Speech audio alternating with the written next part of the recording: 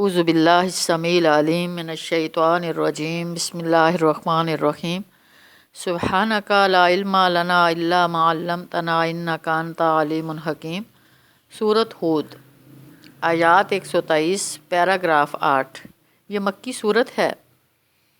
پہلا پیراگراف توحید عبادت کا مطالبہ، دوسرا پیراگراف حضرت نوح علیہ السلام کی دعوت اور قوم نوح کی ہلاکت، تیسرا پیراگراف حضرت ہود علیہ السلام کی دعوت اور قوم عاد کی ہلاکت، چوتھا پیراگراف حضرت صالح علیہ السلام کی دعوت اور قوم سمود کی ہلاکت، پانچواں پیراگراف حضرت لوط علیہ السلام کی دعوت اور قوم لوط کی ہلاکت، چھٹا پیراگراف حضرت شعیب علیہ السلام کی دعوت اور قوم شعیب کی ہلاکت، ساتواں پیراگراف حضرت موسیٰ علیہ السلام کی دعوت اور آل فرعون کی ہلاکت، آٹھواں پیراگراف توحید عبادت کا مطالبہ۔ مرکزی مضمون: قرآن کی دعوت توحید قبول کرتے ہوئے شرک اور دیگر گناہوں سے توبہ کر کے اللہ کے حضور استغفار کرنے پر قوموں کو مزید مہلت مل جائے گی، ورنہ انہیں بھی پچھلی قوموں کی طرح ہلاک کر دیا جائے گا۔ استغفر اللہ۔ زمانہ نزول اور پس منظر: سورۃ ہود رسول صلی اللہ علیہ وسلم کے قیام مکہ کے چوتھے اور آخری دور 11 تا 13 کے وسط میں، یعنی غالباً 12 نبوی میں سورۃ یونس وغیرہ کے ساتھ نازل ہوئی۔ یہ وہی دور تھا جب آپ صلی اللہ علیہ وسلم پر افتراء کے الزامات عائد کیے جا رہے تھے۔ آپ صلی اللہ علیہ وسلم کی دعوت کو شک کی نگاہ سے دیکھا جا رہا تھا اور اسے سحر مبین کہا جا رہا تھا۔ خصوصیات: سورۃ ہود ایک جلالی سورت ہے جس میں باغی، نافرمان اور گناہگار قوموں پر اللہ کے غضب اور ان کی ہلاکت کا ذکر ہے۔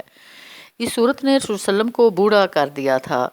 اس سورت کے پہلے پیراگراف اور آخری آیت دونوں میں توحید عبادت کا مطالبہ ہے۔ آیات 2 اور 123۔ اس صورت میں اللہ تعالیٰ کے قانون ہلاکت، قانون استبدال کی وضاحت ہے کہ وہ وقفہ وقفہ سے قوموں کو مہلت دینے کے بعد ہلاک کر دیتا ہے۔ ان کے نیک لوگوں کو بچا لیا جاتا ہے اور پھر امامت اور قیادت کے لیے ایک اور قوم کو میدان امتحان میں لے آتا ہے۔ سورۃ ہود نظم کے اعتبار سے سورۃ الاعراف سے مشابہ ہے۔ دونوں کے 8 پیراگراف ہیں۔ دونوں میں تمہید اور اختتامیہ کے درمیان 6 قوموں کی جانشینی اور ہلاکت کے سچے واقعات بیان کر کے اللہ تعالیٰ کا قانون ہلاکت اور قانون استبدال کو سمجھایا گیا ہے۔ البتہ اس صورت میں مختلف پیغمبروں کی زبان سے توبہ استغفار کی دعوت دی گئی ہے تاکہ اللہ تعالیٰ کے غضب سے بچ سکیں۔ سورۃ ہود کے فضائل: رسول صلی اللہ علیہ وسلم نے فرمایا، شیبتنی ہود الواقعۃ والمرسلات وما یتساءلون واذا الشمس کورت۔ مجھے سورۃ ہود، سورۃ الواقعہ اور سورۃ المرسلات اور سورۃ النبا اور سورۃ التکویر نے بوڑھا کر دیا ہے۔ جامعہ ترمذی۔ سورۃ ہود کا کتابی ربط: پچھلی سورۃ یونس میں مختلف قسم کے دلائل سے منکرین توحید، منکرین رسالت اور منکرین آخرت کے خلاف تمام حجت تھی۔ یہاں سورۃ ہود میں تاریخ کے 6 سچے واقعات سے تمام حجت ہے۔ اللہ برے لوگوں کو ہلاک کر کے نیک لوگوں کو بچا لیتا ہے۔ شک میں گرفتار لوگوں کے لیے تمام حجت۔ پچھلی سورۃ یونس میں کہا گیا تھا کہ رب العالمین کا یہ کلام قرآن شک سے پاک ہے۔ آیت 37 مشرکین مکہ پر فرد جرم عائد کی گئی کہ وہ شک میں مبتلا ہیں۔ آیت 94 اور آیت 104 میں شک میں گرفتار لوگوں کو دلیل پیش کی گئی کہ انسانوں کو موت دینے والا ہی معبود ہو سکتا ہے، اور یہاں سورۃ ہود میں تاریخ کے حوالے سے بتایا گیا کہ قوم سمود بھی شک میں مبتلا تھی۔ آیت 62 اور قوم فرعون بھی شک میں گرفتار تھی۔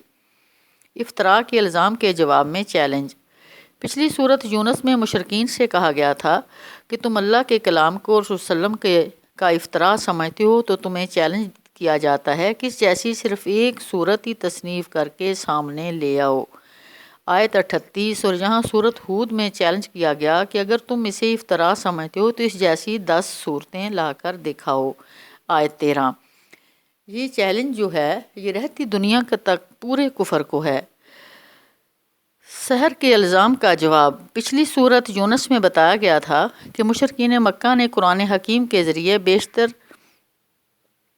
تبشیر اور انذار پر رسول صلی اللہ علیہ وسلم کو ساحر یعنی جادوگر قرار دیا تھا۔ آیت 2۔ جس طرح فرعون اور اس کے فوجی کمانڈروں نے حق کو ساحر مبین قرار دیا تھا۔ آیت 76 یہاں سورۃ ہود میں بتایا گیا ہے کہ مشرکین مکہ رسول صلی اللہ علیہ وسلم کے پیش کردہ عقیدہ یا آخرت کو ساحر مبین قرار دیتے تھے، یعنی کھلا جادو، کہ مرنے کے بعد لوگ دوبارہ اٹھائے جائیں گے۔ اگلی سورہ یوسف میں مشکل اور صبر آزما حالات کے بعد اہل مکر و فریب کی شکست اور اہل ایمان کی فتح و کامرانی اور اقتدار کی بشارت ہے۔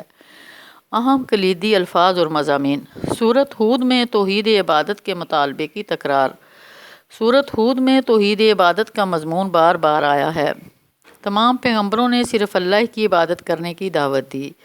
آخری رسول محمد صلی اللہ علیہ وسلم نے صاف صاف کہہ دیا کہ اللہ کے علاوہ کسی اور کی عبادت مت کرو، میں تو اللہ کی طرف سے صرف نذیر و بشیر ہوں۔ اللہ تعبدوا الا اللہ اننی لکم منہ نذیر و بشیر، آیت 2۔ یہ مضمون سورۃ ہود کے آغاز میں بھی لایا گیا ہے اور اختتام پر بھی۔ خلاصہ کا کلام فاعبد ہو کے الفاظ سے رسول صلی اللہ علیہ وسلم اور ان کے توسط سے صحابہ اکرام رضوان اللہ اجمعین کو توحید عبادت اور توحید توکل پر ثابت قدمی کی ہدایت دی گئی۔ وَلِلَّهِ غَیْبُ السَّمَاوَاتِ وَالْأَرْضِ وَإِلَیْهِ یُرْجَعُ الْأَمْرُ كُلُّهُ فَاعْبُدْهُ وَتَوَکَّلْ عَلَیْهِ، آیت 123۔ پہلے رسول حضرت نوح علیہ السلام بھی یہی دعوت دی تھی کہ اللہ کے علاوہ کسی اور کی عبادت مت کرو، میں تمہیں عذاب سے ڈراتا ہوں۔ اللہ تعبدوا الا اللہ انی اخاف علیکم عذاب یوم علیم، آیت 26۔ حضرت ہود علیہ السلام بھی اپنی قوم عاد سے کہا تھا کہ صرف اور صرف اللہ کی عبادت کرو، تم لوگ اللہ پر جھوٹ گڑتے ہو، اللہ کے علاوہ کوئی دوسری ہستی تمہارا الہ نہیں ہو سکتی۔ قال یا قوم اعبدوا اللہ ما لکم من الہ غیرہ ان انتم الا مفترون، آیت 50۔ حضرت صالح علیہ السلام نے بھی اپنی قوم سمود سے کہا تھا کہ صرف اور صرف اللہ کی عبادت کرو، اللہ کے علاوہ اور کوئی دوسری ہستی تمہارا الہ نہیں ہو سکتی۔ وَإِلَىٰ ثَمُودَ أَخَاهُمْ صَالِحًا قَالَ يَا قَوْمِ اعْبُدُوا اللَّهَ مَا لَكُم مِّنْ إِلَٰهٍ غَيْرُهُ، آیت 61۔ حضرت شعیب علیہ السلام نے بھی اپنی قوم سے کہا تھا کہ صرف اللہ کی عبادت کرو، اللہ کے علاوہ کوئی دوسری ہستی تمہارا الہ نہیں ہو سکتی۔ وَإِلَىٰ مَدْيَنَ أَخَاهُمْ شُعَيْبًا قَالَ يَا قَوْمِ اعْبُدُوا اللَّهَ مَا لَكُم مِّنْ إِلَٰهٍ غَيْرُهُ، آیت 84۔ سورہ ہود میں ہلاکت اقوام اور استغفار کے باہمی تعلق کی حکمت۔ سورۃ ہود میں ہلاکت اقوام اور استغفار کے باہمی تعلق پر روشنی ڈالی گئی ہے۔ انبیاء نے گناہگار قوموں کو دعوت توبہ اور استغفار دی اور بتایا کہ توبہ استغفار کے نتیجے میں وہ بچ سکتے ہیں۔ قریش مکہ کو استغفار کی دعوت دی گئی اور توبہ استغفار کے فوائد گنوائے گئے کہ انہیں وقت مقرر تک متاع حسن سے نوازا جا سکتا ہے اور ہر انسان کے فضل کے مطابق اجر دیا جا سکتا ہے۔ وَأَنِ اسْتَغْفِرُوا رَبَّكُمْ ثُمَّ تُوبُوا إِلَيْهِ يُمَتِّعْكُمْ مَتَاعًا حَسَنًا إِلَىٰ أَجَلٍ مُّسَمًّى وَيُؤْتِ كُلَّ ذِي فَضْلٍ فَضْلَهُ، 3۔ حضرت نوح علیہ السلام کے استغفار کا تذکرہ کیا گیا کہ انہوں نے دعا کی، اور اگر تو نے میری مغفرت نہ فرمائی اور رحم نہ فرمایا تو میں نقصان اٹھانے والوں میں شامل ہو جاؤں گا۔ دعا کا یہ وہی انداز تھا جو حضرت آدم علیہ السلام نے اختیار کیا تھا۔ وَإِلَّا تَغْفِرْ لِي وَتَرْحَمْنِي أَكُن مِّنَ الْخَاسِرِينَ، آیت 47۔ حضرت ہود علیہ السلام نے اپنی مجرم، متکبر، ظالم اور سرکش قوم عاد کو استغفار کی دعوت دی اور اس کے فوائد بتائے۔ توبہ استغفار کے نتیجے میں بارشوں کی کثرت ہوتی ہے اور موجودہ قوت پر مزید قوت کا اضافہ کیا جاتا ہے۔ حضرت ہود نے فرمایا وَيَا قَوْمِ اسْتَغْفِرُوا رَبَّكُمْ ثُمَّ تُوبُوا إِلَيْهِ يُرْسِلِ السَّمَاءَ عَلَيْكُمْ مِدْرَارًا وَيَزِدْكُمْ قُوَّةً إِلَىٰ قُوَّتِكُمْ وَلَا تَتَوَلَّوْا مُجْرِمِينَ، آیت 52۔ حضرت صالح علیہ السلام نے بھی اپنی مشرک قوم سمود کو اللہ تعالیٰ سے استغفار کی دعوت دی کہ وہ شرک چھوڑ کر خالص توحید اختیار کریں۔ وہ اللہ جو قریب بھی ہے اور مجیب بھی، دعائیں سنتا ہے اور لوگوں کو معاف بھی کر دیتا ہے۔ فرمایا فَاسْتَغْفِرُوهُ ثُمَّ تُوبُوا إِلَيْهِ إِنَّ رَبِّي قَرِيبٌ مُّجِيبٌ، آیت 61۔ حضرت شعیب علیہ السلام نے بھی اپنی بدچلن، فاسق اور فاجر قوم مدین کو اللہ تعالیٰ سے استغفار کی دعوت دی کہ وہ ناپ تول میں کمی نہ کریں، لوگوں کو گھاٹا نہ دیں، چوری ڈاکہ اور فساد فی الارض سے بچیں۔ وہ اللہ جو رحیم بھی ہے اور ودود بھی ہے، محبت کرنے والا بھی ہے اور رحم کرنے والا بھی۔ فرمایا وَاسْتَغْفِرُوا رَبَّكُمْ ثُمَّ تُوبُوا إِلَيْهِ إِنَّ رَبِّي رحیم ودود، آیت 90۔ شک میں مبتلا قوموں کو ہلاک کر دیا جاتا ہے۔ شک و ریب میں مبتلا مشرکین مکہ کو خبردار کیا گیا کہ پچھلی انبیاء کی عذاب یافتہ قومیں بھی شک و ریب میں مبتلا تھیں۔ حضرت صالح علیہ السلام کی دعوت کے سلسلے میں بھی ان کی قوم سمود نے شک و ریب سے کام لیا۔ قالوا یا صالح قد کنت فینا مرجوا قبل ھذا اتنہانا ان نعبد ما یعبد آباؤنا واننا لفی شک مما تدعونا الیہ مریب۔ آیت 62۔ حضرت موسیٰ علیہ السلام کی دعوت کے سلسلے میں ان کی قوموں نے شک اور ریب سے کام لیا۔ وَلَقَدْ آتَيْنَا مُوسَى الْكِتَابَ فَاخْتُلِفَ فِيهِ وَلَوْلَا كَلِمَةٌ سَبَقَتْ مِن رَّبِّكَ لَقُضِيَ بَيْنَهُمْ وَإِنَّهُمْ لَفِي شَكٍّ مِّنْهُ مُرِيبٍ۔ آیت 110۔ رسول اللہ صلی اللہ علیہ وسلم پر اعتراضات اور الزامات۔ مشرکین مکہ نے رسول اللہ علیہ وسلم پر افطراء کا الزام عائد کیا کہ یہ قرآن اللہ کا کلام نہیں ہے۔